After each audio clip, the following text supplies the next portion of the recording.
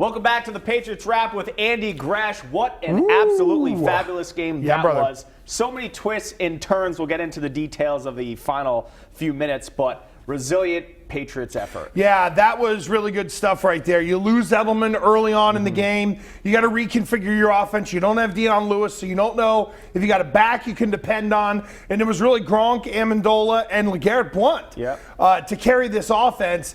And great job of battling, great job of not bailing out on each other. Right. You know, we learned something about this team tonight. They're pretty mentally tough, and they were tough enough to deal with injuries during the game and still go out and execute and find a way to get it done. That's big time.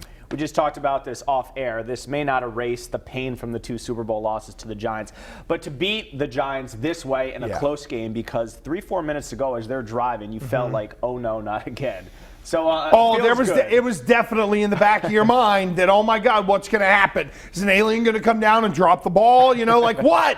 Because all these goofy things have happened between the Patriots and the Giants. And look, this is prototypical Belichick Coughlin. It always seems to be close. It always seems to come down to the final minute, you know, to see Coughlin and throw the gum. And it's like, damn, we were so close right there. I give the Giants a lot of credit. They weren't afraid. They attacked the offensive line. And look, Brian Stork, you know, I love the Stork. He has no feel for right tackle. All right, so Brady throws a pick, or a would-be pick. Landon Collins dropped it. Shades of the Asante Samuel drop in the first Super Bowl. Oh, yes. Brady threw the pick at the goal line. Was he bailed out, or does the drive that wins the game kind of make everything right? I think the drive that wins the game makes everything right, because in the end, the Patriots did not play a clean game. They dealt with injuries, and they still found a way to win. So, you know, the defense got the stop that they needed to in terms of holding to the field goal. And then, look, that third down to Amendola and the fact that he had the sense of mind to know jab, step, pivot back around. Really good stuff. The play from Gronkowski was amazing. And look, the O-line, they survived. They did not have a great game. They survived this one, and Brady was able to bring them and overcome, mixed in with some defense. And again, there were a lot of calls, a lot of penalties on the defense today, some right, some wrong. But in the end, they battled like crazy. That secondary underman did a really nice job. Now, he hasn't had to make the kicks that Adam Vinatieri had, but you could argue Stephen Gostkowski is a better kicker. How big was this for him, a 53-yarder to win it? It's massive, in part because the stadium you're in, not an easy place to kick. 54 yards is not a chip shot. And the fact that the guy's money. Belichick is not afraid to use him in any situation. I think he would use him in 60. I really do. And I think that, you know, I mean, that was a... You looked at it and you said, boy, Amendola got him down there. And then you hear 54 yards and you're like, oh, boy, that isn't down there. He pounded that thing through. Look, he's the best kicker in the game right now. And I think the fact that the head coach knows he's a weapon, it gives this offense a peace of mind. Brady didn't press to try to really get it down the field. He converted fourth down and then took what he needed to get it done. All right, good stuff, Gresh. We'll be back in a bit to talk about how long the Patriots remain undefeated. We'll touch on the Edelman injury more, and it's Bills week. Oh, Bills week. You know what, though? It's Monday. Right. I know it's Monday night. We do have some buffer zone time, but I'm sure they'll be tweeting, oh, you got lucky you could see me, you could us. Bunch of Neanderthals, window lickers. Much more from the Patriots Wrap coming up right after this. Welcome back to the Patriots Wrap with Andy Gresh. Back in the 07 season, they had the Baltimore win. They had the New York Giant win. A couple you need to eke out. Is this, I'm not asking if they're going to go undefeated because you hate that question. I do. But is this the type of win you need to be a championship team? Yes, absolutely, Yianni. Now, there you go. Now, I don't have to be like John Harbaugh and yell at you, you know? But look, this is, when you get these kinds of wins against this kind of team where you have the bad history, I think it goes a long, long way. You know the Giants are always going to be a test, and it's really overcoming the injuries. You don't have your starting tackles. You lose your wide receiver. You got some injuries on defense. You got some young guys playing on defense. And the fact that as a group, this was a team win.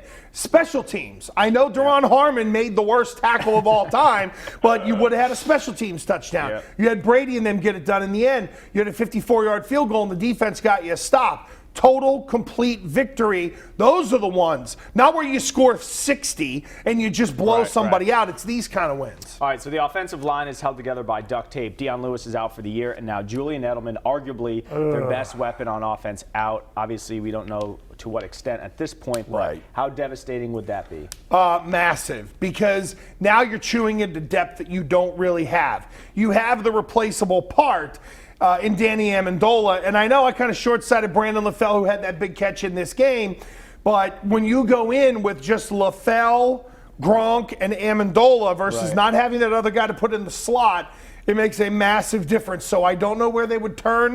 The fact that Edelman was slamming the helmet gives me some worry, because that's the old I know my body and I know that something's really wrong. It'd be a big blow. They'd have to go out on the free agent market. And, you know, I hate this. It's amazing.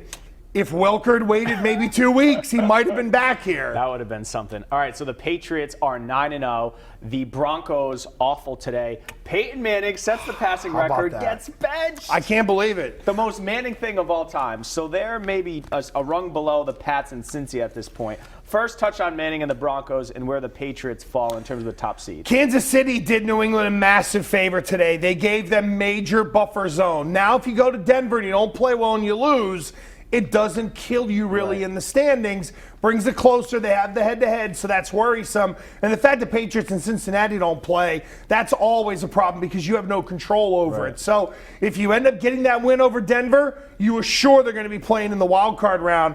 And boy, this is ground zero for Peyton Manning. This was pretty bad today. He looked terrible. He doesn't look comfortable. Something isn't right with him. And that offense, I don't think, can function long-term without him. Right. Brock Osweiler, he was benched for. Osweiler. There's a big debate in my house as to how to say it. Is it Osweiler or Osweiler? I think Osweiler. I think it's Osweiler. Yeah. You think his boys in high school called him Oz? Oh, no, just O. Just O. Yeah, would you want to be known as O? I mean, imagine the stuff they called you. I mean, Yianni, I get it, you know? What'd they say? Violin, string boy, whatever? Mostly just Youngster the Monster. Oh my God! What I want to say is what I can't say, and it's killing me right now. It really is. That is worse than anything Patrick Little ever said. Doing these over the past, I don't know how many years I've been doing this. That is awful. Like even Petrarca went, "Ew, don't say that."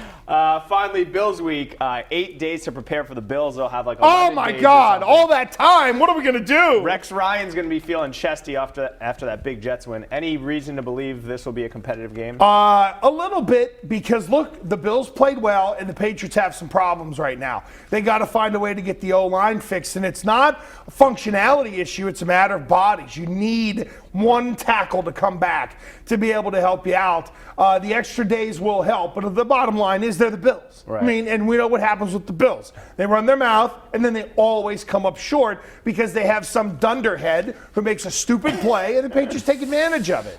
Quickly, where does this rank as a regular season game in the Belichick era? Ooh, that's a good one. It's up there. You know, it's definitely up there. It would probably be top 10. Definitely. But let's remember, too, this Giant team isn't what we're used to them being. Right. You know, we didn't think today, oh boy, they're going against the Dragon Slayers. It was, well, the Patriots should be able to go win because I don't know if the Giants can score. So the perspective definitely changes, but it's probably a top 10-er, no question. Unbelievable game. All right, good stuff. Andy Gresh, we'll see you Wednesday and Thursday. Much more from the Patriots Wrap coming up after this.